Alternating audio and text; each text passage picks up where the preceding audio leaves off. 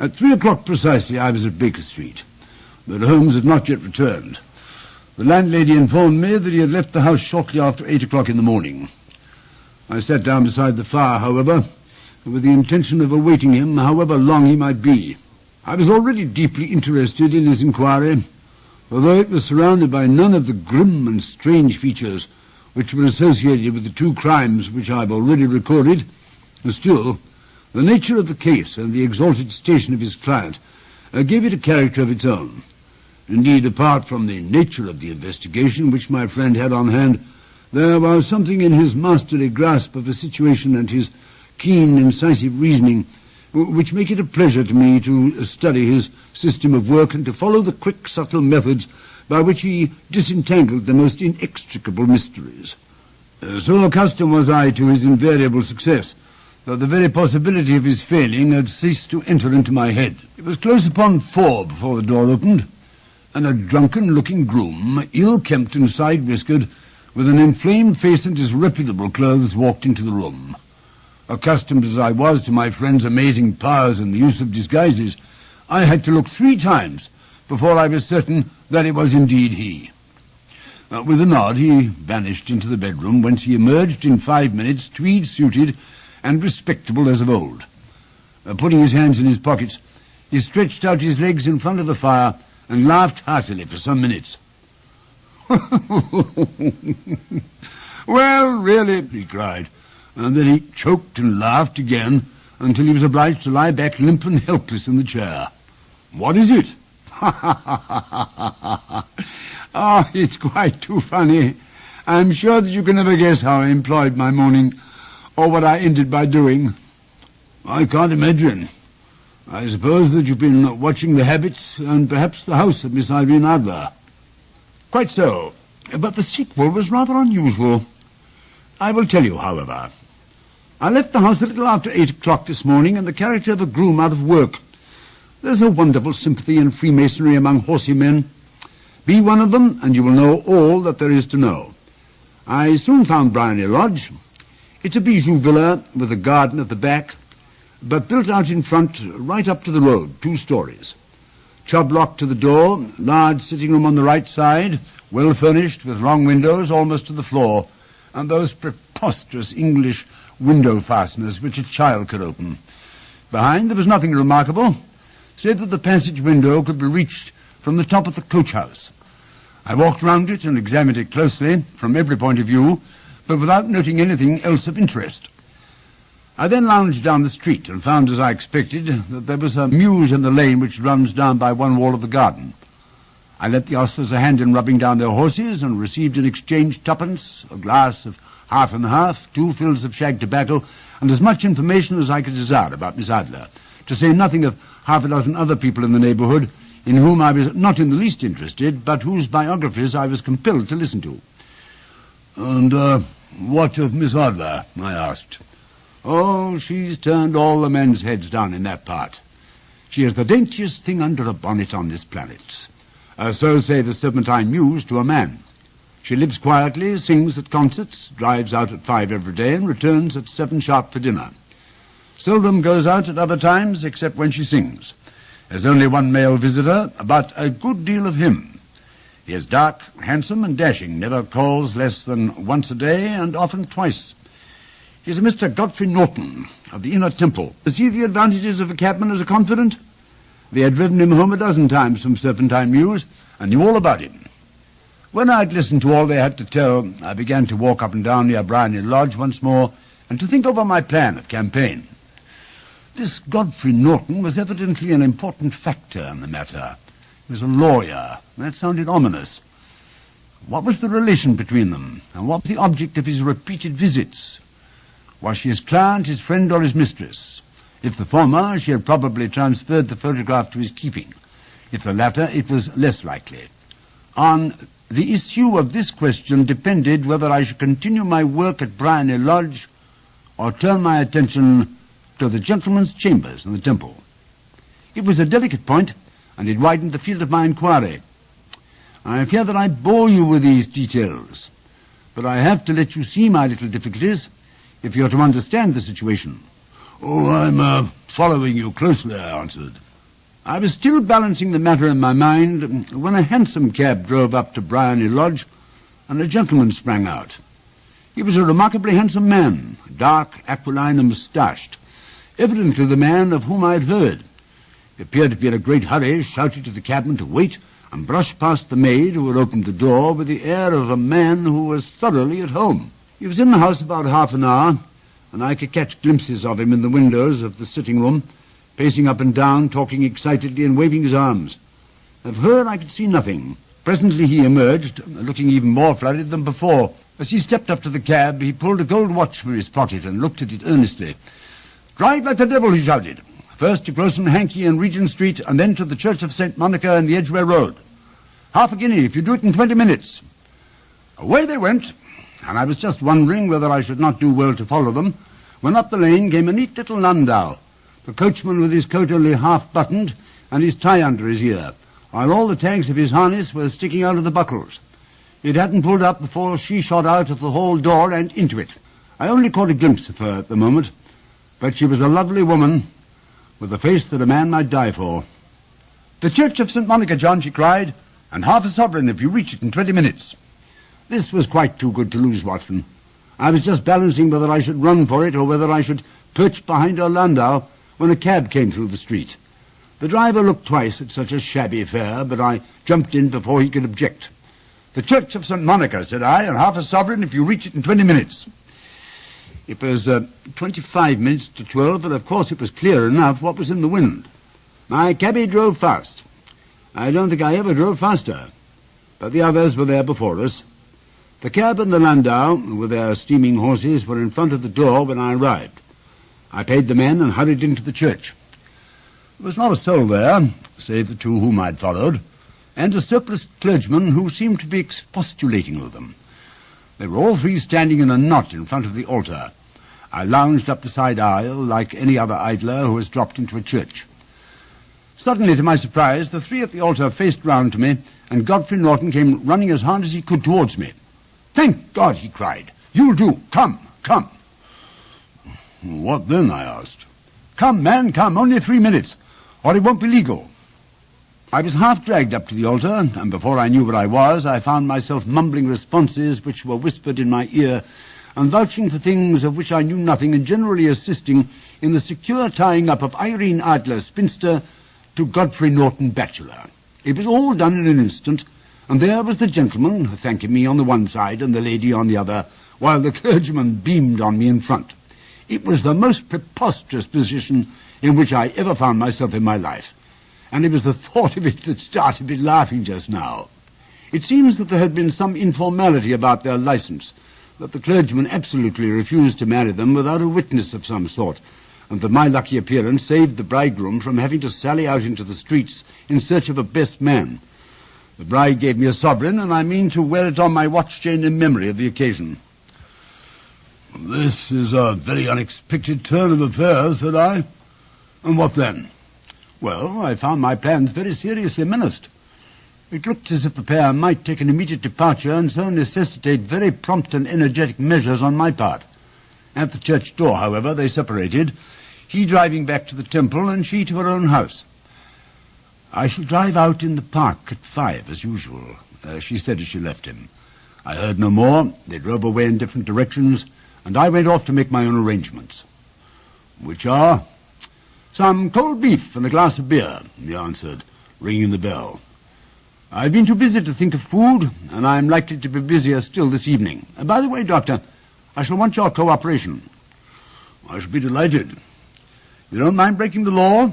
"Not in the least." "Nor running a chance of arrest?" "Not in a good cause." "Oh, the cause is excellent. "Then I'm your man." "I was sure that I might rely on you, but What is it you wish?" "When Mrs. Turner has brought in the tray, I will make it clear to you. Now," he said as he turned hungrily on the simple fare that our landlady had provided, "I must discuss it while I eat, for I've not much time. It is nearly 5 now. In 2 hours we must be on the scene of action. Miss Irene, or Madame rather, returns from her drive at 7. We must be at Bryony Lodge to meet her." "And what then?" "You must leave that to me. I've already arranged what is to occur. There is only one point on which I must insist. We must not interfere, come what may. You understand? I am to be neutral, to do nothing whatever.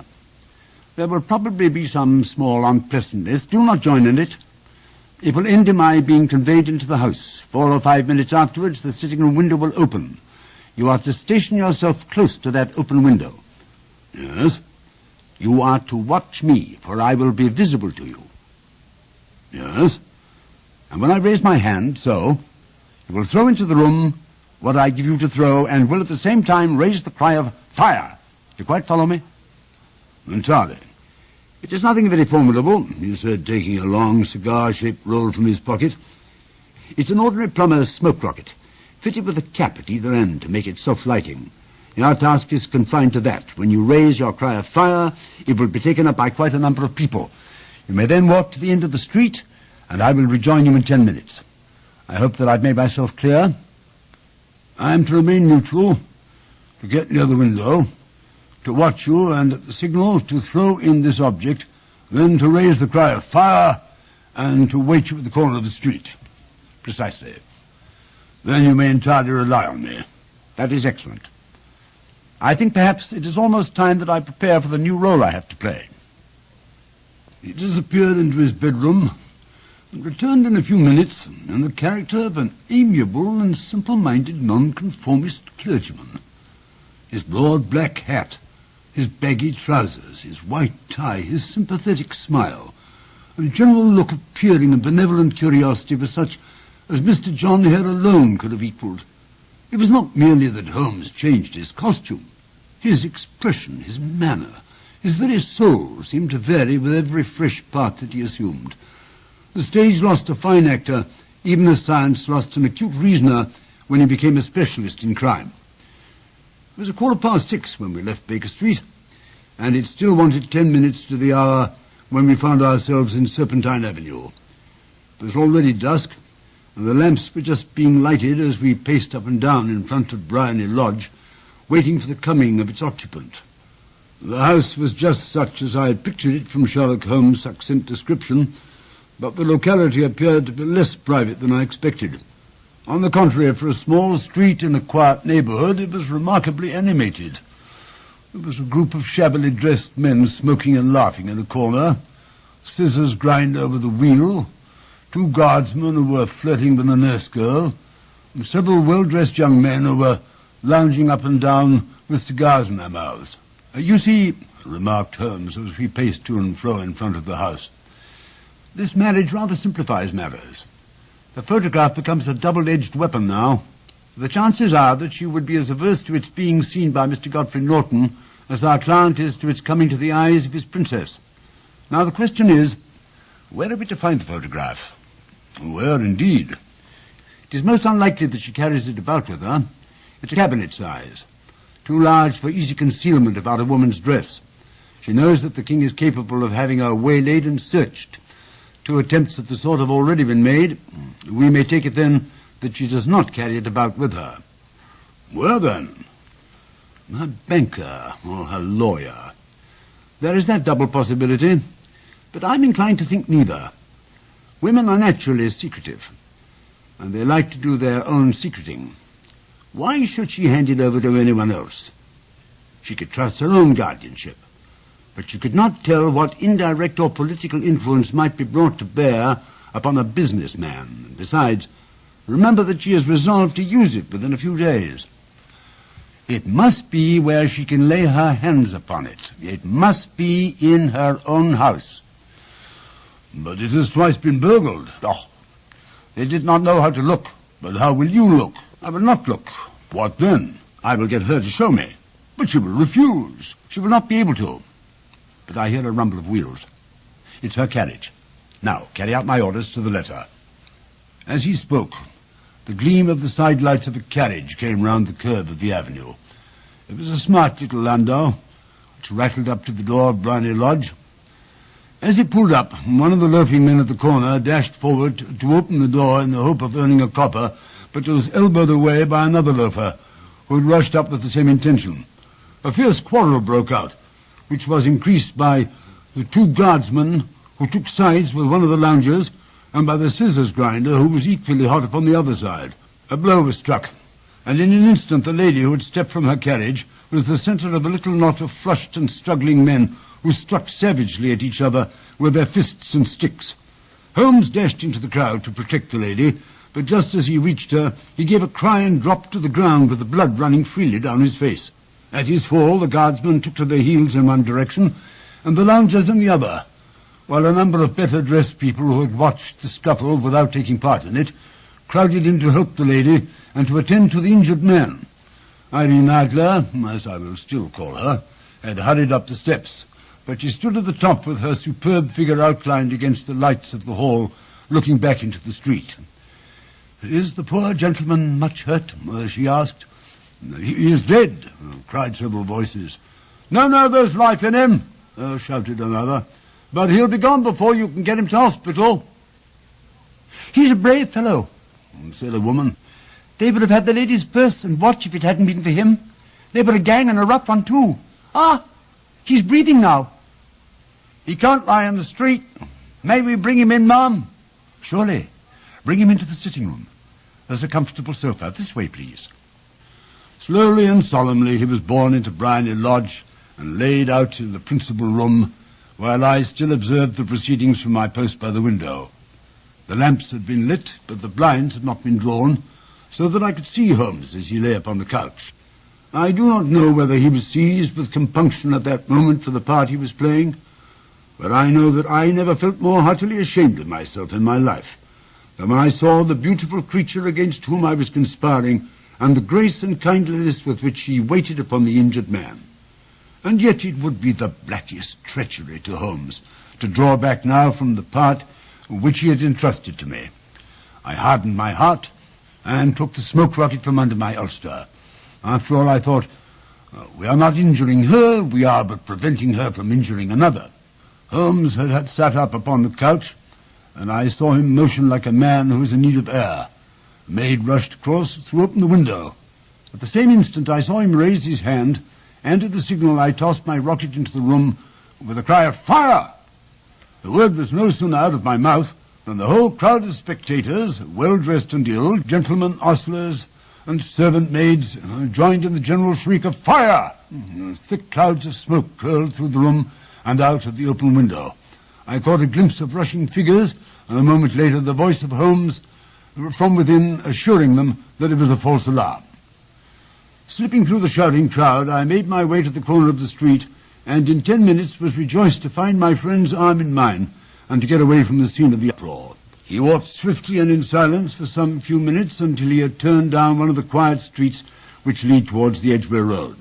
"You did it very nicely, Doctor," he remarked. "Nothing could have been better. It's all right." "You have the photograph?" "I know what it is." "And how did you find out?"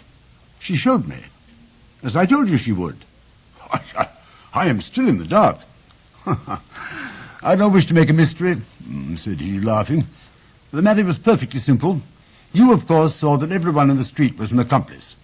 They were all engaged for the evening." "Well, I guessed as much." And then when the row broke out, I had a little moist red paint in the palm of my hand. I rushed forward, fell down, clapped my hand to my face, and became a piteous spectacle. It's an old trick. That also I could fathom. Then they carried me in. She was bound to have me in. What else could she do? And into her sitting room, which was the very room which I suspected. It lay between that and her bedroom, and I was determined to see which. They laid me on the couch. I motioned for air, they were compelled to open the window, and you had your chance. How did that help you? It was all important. When a woman thinks that her house is on fire, her instinct is at once to rush to the thing which she values most. It is a perfectly overpowering impulse, and I've more than once taken advantage of it. In the case of the Darlington substitution scandal, it was of use to me. And also in the Arnsworth Castle business. A married woman grabs at her baby, an unmarried one reaches for a jewel box. Now, it was clear to me that Our Lady of today had nothing in the house more precious to her than what we are in quest of. She would rush to secure it. The alarm of fire was admirably done. The smoke and the shouting were enough to shake nerves of steel. She responded beautifully. The photograph is in a recess behind a sliding panel just above the right bell pull. She was there in an instant, and I caught a glimpse of it as she half drew it out. When I cried out that it was a false alarm, she replaced it, glanced at the rocket, rushed from the room, and I have not seen her since. I rose and, making my excuses, escaped from the house. I hesitated whether to attempt to secure the photograph at once, but the coachman had come in, and as he was watching me narrowly, it seemed safer to wait. A little over-precipitance may ruin all. And now, I asked, our quest is practically finished. I shall call with the king tomorrow, and with you, if you care to come with us. We will be shown into the sitting room to wait for the lady, but it is probable that when she comes, she may find neither us nor the photograph. It might be a satisfaction to His Majesty to regain it with his own hands. And when will you call? At 8 in the morning. She will not be up, so that we shall have a clear field. Besides, we must be prompt, for this marriage may mean a complete change in her life and habits. I must wire the king without delay. We had reached Baker Street and had stopped at the door. He was searching his pockets for the key when someone passing by said, "Good night, Mr. Sherlock Holmes." There were several people on the pavement at the time. The greeting appeared to come from a slim youth in an ulster who had hurried by. "I've heard that voice before," said Holmes, staring down the dimly lit street. "Now, I wonder who the deuce that could have been." I slept at Baker Street that night, and we were engaged upon our toast and coffee in the morning when the King of Bohemia rushed into the room. "You have really got it!" he cried, grasping Sherlock Holmes by either shoulder and looking eagerly into his face. "Not yet. But you have hopes." "I have hopes." "Then come. I am all impatience to be gone." "We must have a cab." "No, my brougham is waiting." "Then that will simplify matters." We descended and started off once more for Briony Lodge. "Irene Adler is married," remarked Holmes. "Married? When?" "Yesterday." "But to whom?" "To an English lawyer named Norton." "But she could not love him." "I am in hopes that she does." "But why in hopes?" "Because it would spare your Majesty all fear of future annoyance. If the lady loves her husband, she does not love your Majesty. If she does not love your Majesty, there is no reason why she should interfere with your Majesty's plan." "It is true. And yet, well, I wish she had been of my own station. What a queen she would have made." He relapsed into a moody silence, which was not broken until we drew up in Serpentine Avenue. The door of Briony Lodge was open, and an elderly woman stood upon the steps. She watched us with a sardonic eye as we stepped from the brougham. "Mr. Sherlock Holmes, I believe," said she. "I am Mr. Holmes," answered my companion, looking at her with a questioning and rather startled gaze.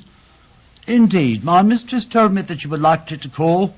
She left this morning with her husband by the 5:15 train for Charing Cross for the Continent." "What?" Sherlock Holmes staggered back, white with chagrin and surprise. "You mean that she's left England?" "Never to return." "And the papers?" asked the king hoarsely. "All is lost." "We shall see." He pushed past the servant and rushed into the drawing room, followed by the king and myself. The furniture was scattered about in every direction, with dismantled shelves and open drawers, as if the lady had hurriedly ransacked them before her flight. Holmes rushed at the bell-pull, tore back a small sliding shutter, and plunging in his hand, pulled out a photograph and a letter. The photograph was of Irene Adler herself in evening dress. The letter was superscribed to Sherlock Holmes, Esquire, to be left till called for. My friend tore it open, and we all three read it together. It was dated at midnight of the preceding night, and ran in this way. "My dear Mr. Sherlock Holmes, you really did it very well. You took me in completely. Until after the alarm of fire, I had not a suspicion. But then, when I found how I had betrayed myself, I began to think I had been warned against you months ago. I had been told that if the king employed an agent, it would certainly be you, and your address had been given me. Yet with all this, you made me reveal what you wanted to know. Even after I became suspicious, I found it hard to think evil of such a dear, kind old clergyman. But you know, I have been trained as an actress myself. Male costume is nothing new to me. I often take advantage of the freedom which it gives. I sent John the coachman to watch you, ran upstairs, got into my walking clothes, as I call them, and came down just as you departed. Well, I followed you to your door, and so made sure that I was really an object of interest to the celebrated Mr. Sherlock Holmes. Then I rather imprudently wished you good night, and started for the temple to see my husband. We both thought the best resource was flight, when pursued by so formidable an antagonist. So you will find the nest empty when you call tomorrow. As to the photograph, your client may rest in peace. I love and am loved by a better man than he. The king may do what he will, without hindrance from one whom he has cruelly wronged. I keep it only to safeguard myself and to preserve a weapon which will always secure me from any steps which he might take in the future. I leave a photograph which he might care to possess, and I remain, dear Mr. Sherlock Holmes, very truly yours, Irene Norton, née Adler. What a woman, oh, what a woman! Cried the King of Bohemia, when we had all three read this epistle. Did I not tell you how quick and resolute she was? Would she not have made an admirable queen? Is it not a pity she was not on my level? From what I've seen of the lady, she seems indeed to be on a very different level to your Majesty, said Holmes coldly. I'm sorry that I've not been able to bring your Majesty's business to a more successful conclusion. On the contrary, my dear sir, cried the King, nothing could be more successful. I know that her word is inviolate. The photograph is now as safe as if it were in the fire. I'm glad to hear your Majesty say so. I am immensely indebted to you. Pray tell me in what way I can reward you. This ring. He slipped an emerald snake ring from his finger and held it out upon the palm of his hand. Your Majesty has something which I should value even more highly, said Holmes. You had but to name it. This photograph. The King stared at him in amazement. Irene's photograph? He cried. Certainly, if you wish it. I thank your Majesty. Then there is no more to be done in the matter. I have the honor to wish you a very good morning. He bowed, and turning away without observing the hand which the King had stretched out to him, he set off in my company for his chambers. And that was how a great scandal threatened to affect the kingdom of Bohemia, and how the best plans of Mr. Sherlock Holmes were beaten by a woman's wit. He used to make merry over the cleverness of women, but I had not heard him do it of late. And when he speaks of Irene Adler, or when he refers to her photograph, it is always under the honorable title of the woman.